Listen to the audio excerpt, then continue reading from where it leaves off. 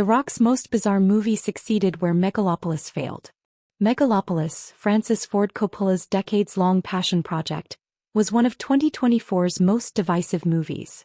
It was either the greatest embodiment of the acclaimed director's artistic vision and refusal to compromise, or his searing self-made indictment of those same things and his unchecked ego.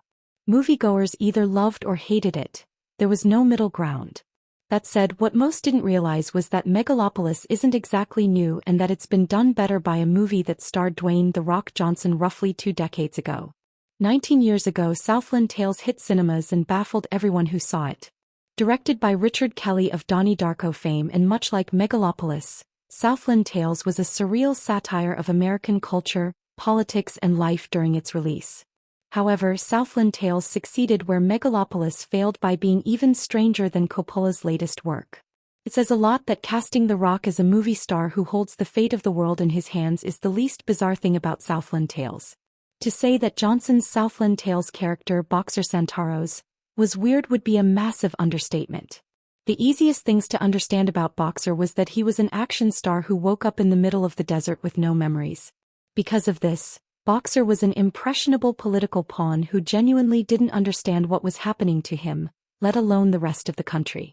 He was also convinced that the script for his corny action movie, The Power, written, directed and starring Boxer of course, prophesied the end of the world and held the key to stopping the coming apocalypse. Strangely enough, the movie's events paralleled those of The Power, and those who read the script agreed with Boxer's apparent clairvoyance.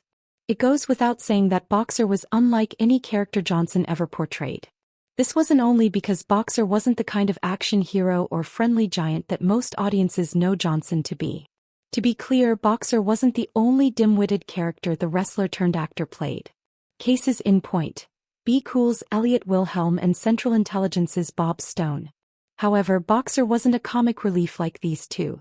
Boxer was a dull blank slate and a walking plot device in the most literal ways. He had little to no agency because everyone manipulated him for their own ends, and he honestly had no idea what he was supposed to do.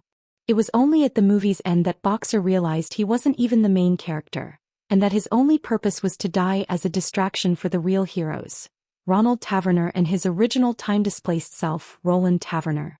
Even beyond how atypical Boxer's journey was when compared to the rest of Johnson's repertoire, what really made him so bizarre yet unforgettable was the actor's incredibly uncharacteristic performance. In brief, Boxer is by far Johnson's riskiest but most interesting role. Johnson's willingness to be the fool in the classical sense was mesmerizing. He had no problem with acting like an alien who was trying and failing to impersonate a human. Boxer wasn't exactly the kind of character who audiences would root for, but no one could take their eyes off him thanks to Johnson's uncanny mannerisms and delivery.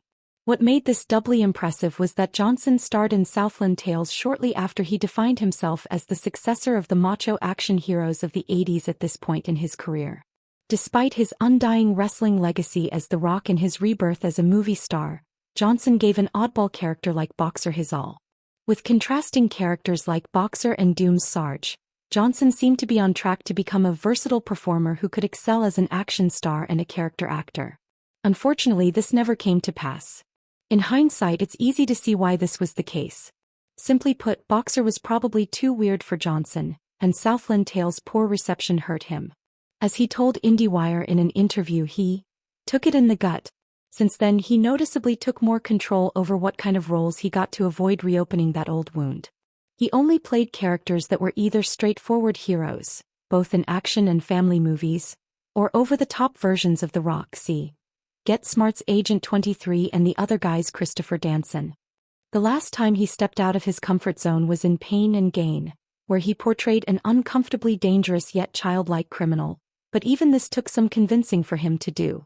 To date, Johnson has yet to take on a character as weirdly mesmerizing as Boxer, and his career is less for it. Thankfully, this is about to change with the coming release of his first sports biopic, The Smashing Machine.